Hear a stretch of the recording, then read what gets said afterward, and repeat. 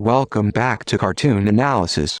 I'm your host Giovanni Perez Mendez, and in this video, I will be reviewing Season 3 Episode 7, Part 2 of Star vs. the Forces of Evil, other known as Sophomore Slump.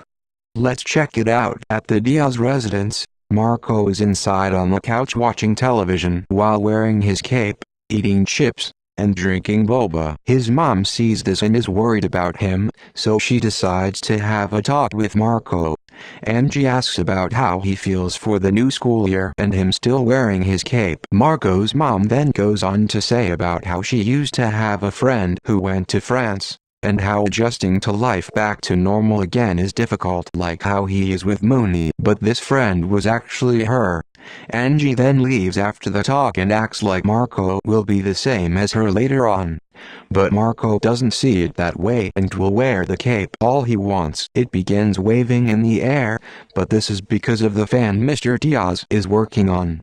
Later Marco, Jenna, Ferguson, and Alfonso are all playing a role-playing game. And when it comes to Marco's turn, he brings up Mooney logic and not the game they are playing, logic. Alfonso and Ferguson begin arguing with Marco, saying it won't work, but Jenna likes to make it more interesting by telling Marco it's okay for playing the game. Then it gets to the point where Alfonso and Ferguson storm out of the room because of Marco always talking and bragging about what he did in Mooney. He finds this all out because of Jenna, who is still there. At Sensei's dojo, Marco asks him about if he is annoying when talking about Mooney, and Sensei disagrees about what Alfonso and Ferguson had said. Then he puts on his own cape, wearing it, and acts like he is cape brothers with Marco. Marco pretends like it's nothing, but then tells Sensei he had earned his cape and he did not. This discourages Sensei and he throws his cape and all of his belts on the ground because technically he didn't earn them and begins crying. Sensei then tells Marco he didn't expect this kind of thing said from him and then leaves crying still. At Jackie's house, Marco talks to her about the situation between him and his friends and becomes very self-admirable, thinking none of what is happening is his fault. Jackie says this in a disappointed way but can tell it's hard for him to get back to Earth life and adjust. But Marco still doesn't get what she is really trying to say, judging by her tone. Then Jackie asks about how long Marco has worn his cape, and he doesn't give a proper response. She then goes on to say that he never really came back to Earth life and how he didn't even ask about her summer after returning. This is a total wake-up call, and Marco thinks he fully knows what he has done wrong and tells Jackie while leave he will make this up to her. But how he phrased it was in a way Jackie didn't understand, since it wouldn't make logical sense to her or anyone else for that matter. Marco comes back later as Jackie is getting ready to leave and is about to ask her out on a date, but wearing fancy clothes. Jackie doesn't really want him to do this wearing that kind of clothes and wants him to be himself. So he just takes the fancy jacket off and wears his regular old hoodie. He then asks her out and Jackie wants him to guess what she wants to do.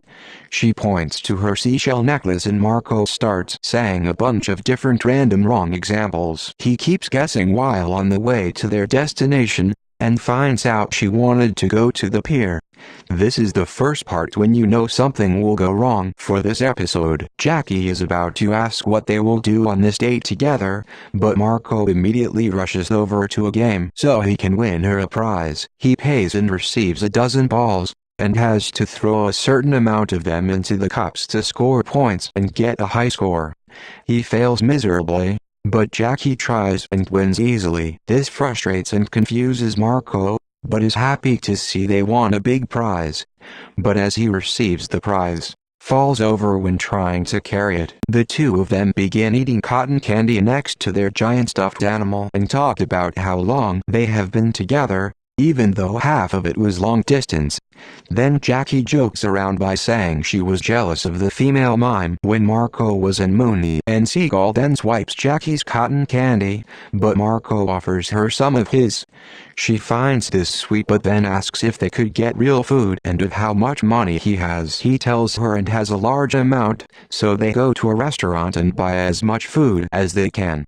After that, They see a miserable lobster in a tank who is ready to be cooked, and both of them notice this, so they decided to take it out and free it back into the wild. A waitress sees them doing this and they begin running from them, but during this chase, Jackie loses her prize, and then they reach the end of the pier. After that crazy event, the both of them just have a beautiful moment on the pier during the sunset and are holding hands. They discuss they should go back and free the rest of the lobsters, and Marco exclaims he is just happy to be back on Earth with her to do anything she wants. They both hug and Jackie realizes something, so she asks Marco to take off his shirt. This surprises and embarrasses Marco for a second, and then Jackie turns him around and through his hoodie, pulls out his cape. This is when she realizes they need to have a serious talk. He sits next to her and tries to explain he will get over Minwee for her. But the conversation leads into another direction, with Jackie saying if he keeps trying to force himself to be in Echo Creek for her then they will both end up miserable, so she decides to give a chance to leave. Marco really doesn't want to lose Jackie and says he can change. But Jackie decides it's best to let him go and tells him she knows who his real best friend, love interest, and final companion is. So in this heartbreaking moment, she kisses him and says goodbye forever. She leaves, and Marco begins to cry but realizes what he needs to do, and this is one of the most emotional moments he has ever had. At his high school, Marco talks to his principal for an exchange student program form for his next school, which will be in Mooney. But before Marco makes his departure back to there, everyone has a chance to say goodbye to him. Alfonso and Ferguson give him their lucky die after apologizing for how they acted earlier. But Marco decides to own up and tells them it was mainly his fault.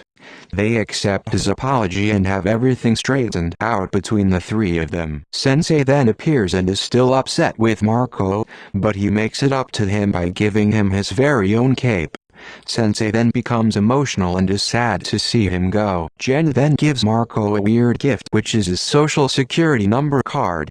Marco is surprised, shocked, and scared to see this from her, but realizes it's just normal Jenna doing. He then opens up a portal with his dimensional scissors and makes his farewell to the entire group.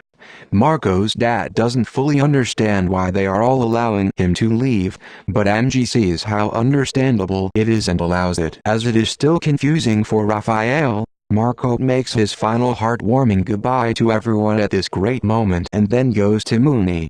And that is where the episode ends. Thank you all so much for watching. I hope you enjoyed. Please make sure to subscribe to this channel and turn on bell notifications to be notified of whenever I upload or stream.